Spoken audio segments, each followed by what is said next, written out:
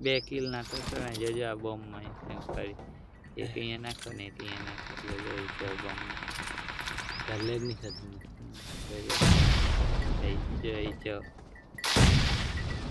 તારે આ કિલ વાળો જ ધરે વચ્ચે જોજો હવે અહીંયા જોજો એને હવે જો લાગે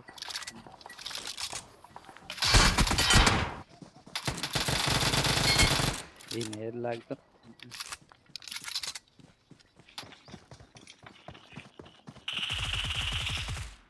એ કૂટી નાખ્યો તો એકને હા મરતો નહીં સડી હતી મોડો